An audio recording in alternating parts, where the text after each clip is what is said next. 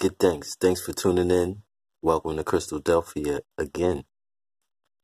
You are now in tune on the one, the force itself at this time.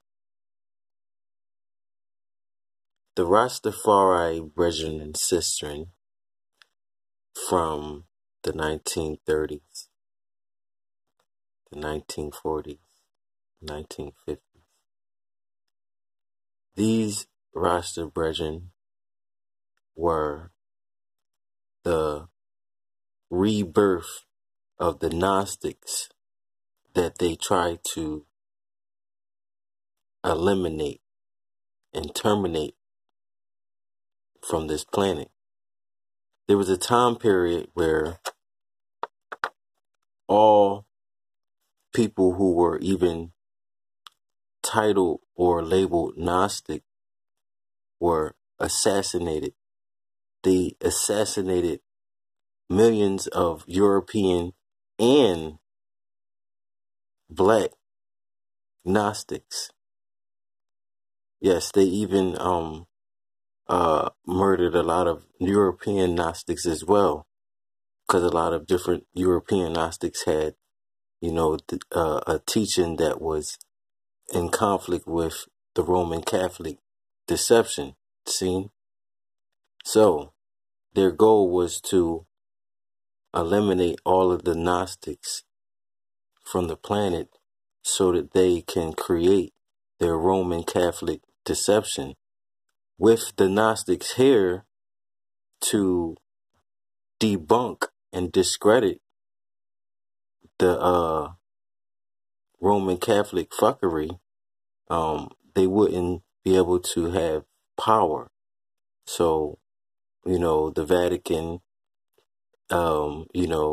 teamed up with other different religious zealots, and they made sure that they tried to eliminate all of the ancient Gnostics. See? So, in 1930, His Imperial Majesty, Haile Selassie, was crowned. See? And at the same time, Elijah Muhammad came on the scene, and there was a lot of energy going on with the red, black, and green at that time in 1930. See? So the Rastafari movement is the rebirth of the Gnostics that they try to kill. Remember, they said, we don't die, we multiply. See? So, for those Moors who thought that George Washington cut down the cherry tree, good news is he didn't cut the cherry tree down. He just pruned it. You know what I'm saying? The tree's still alive. The tree's growing back. See? Very slowly.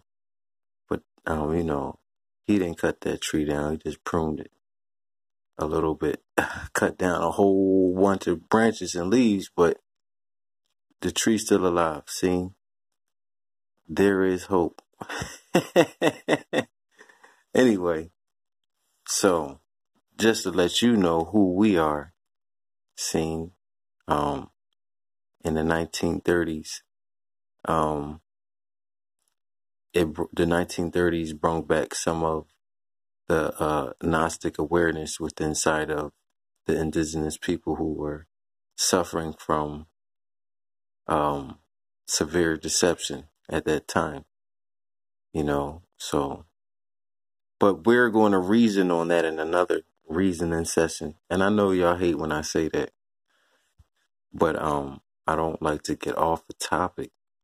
But I say that and remind you once again, that they slaughtered millions of our ancestors to create this Roman deception.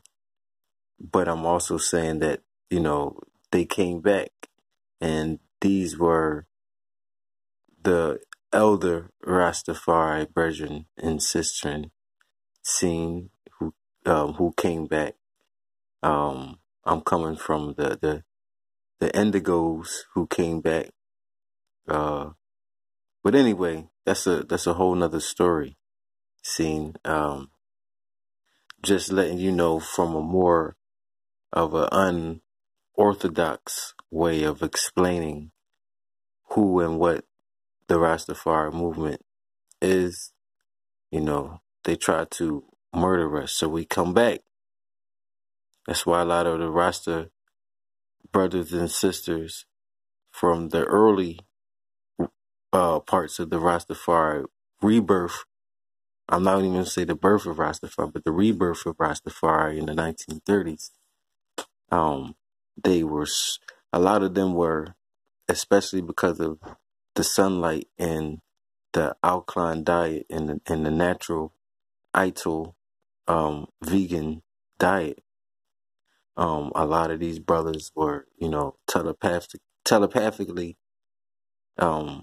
channeling a lot of Gnostic or a lot of gnosis, for a better word. Anyway, long story short,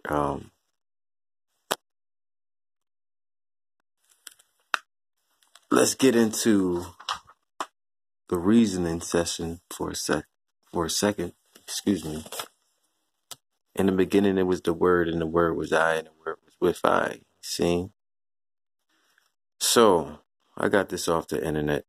It's supposedly, you know, the breakdown of the days of creation in comparison to sacred geometry in the Vesica Pisces. See? So this is your Vesica Pisces. So there's many stories of creation on this planet. And there's a lot of different religious stories and a lot of different folklores throughout the cultures about creation. But what I like about sacred geometry, how it starts with the Vesica Pisces being, excuse me, let me say this. This is a way to explain creation without any type of religious dogma attached to it. And it's still sacred. That's why it's called sacred geometry. See? So, the Vesica Pisces also, we see the womb, the yoni, and the separation when the I separated and or duplicated her or himself and created another one. So that's also a yoni, but you also see an I as well. So I, yoni, Vesica Pisces. This is your Trinity scene, the Mother, the Father, and the Son. Anyway, yeah,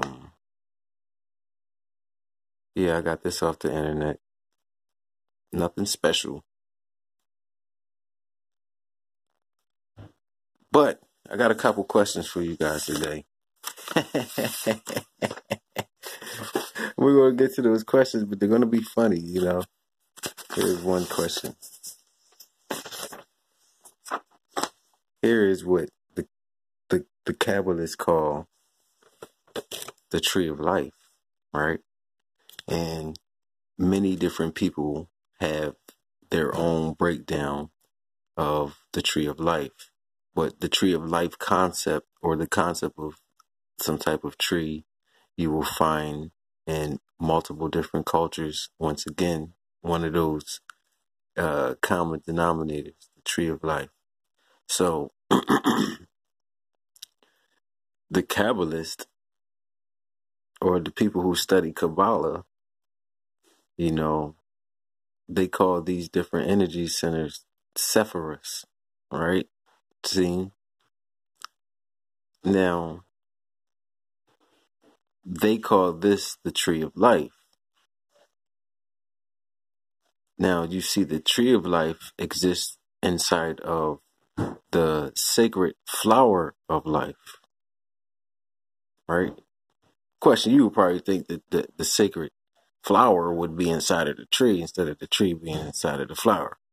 But anyway, we're going to get into that. This is English. Don't get caught up. I'm just playing with you, you know. But anyway, these sephira that you see in the tree of life, some Rastafari brethren see the ganja plant or ganja to be the tree of life. See? So, Kabbalists and Rastafari brethren and sistren both see and utilize the tree of life. They just have different perceptions on what the tree of life is. Is it the tree with the 10 sephira? Or here's the question for you guys. And I know you guys I know you guys are gonna be like, yo, this guy is thrown off. Here's the question. Could the sephiras on the tree of life coincide with the buds on the ganja plant, since you know the ganja plant is the tree of life from some people's perspective? Now I'm just playing around with you. You know, that's a little mind twister. It's nothing to go, you know, try to Google, and you know, sometimes I had to just make sure you're paying attention. See? Anyway, this is the sacred flower of life. See? And the sacred flower of life starts with the Vesica Pisces, and the Vesica Pisces spreads and keep duplicating her or his self to create this beautiful pattern. See, we live on the sacred flower of life. We live on a galactic yoni as well. See, which I explained in another reasoning session. But it all starts with the Vesica Pisces, the womb, the one. You already know. Your cells do it. You can Google sacred geometry and cellular division, and so you can see how cells make that same pattern. So that is the pattern of life, the sacred flower of life. We live on that sacred flat sacred flower of life. It can't be truly made into a symbol because it represents the all, and the all is too much to draw, evidently. But it symbolizes the all, and the all that came from the all. It started with the Vesica Pisces, the womb, the mama. See, you already know. So start letting your children draw and scribble and color and paint over top of these geometrical shapes so that they can be aligned with the force themselves as well. See?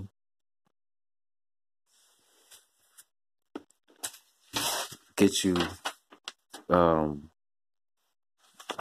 some sacred geometry or some geometrical shapes and let your children color them.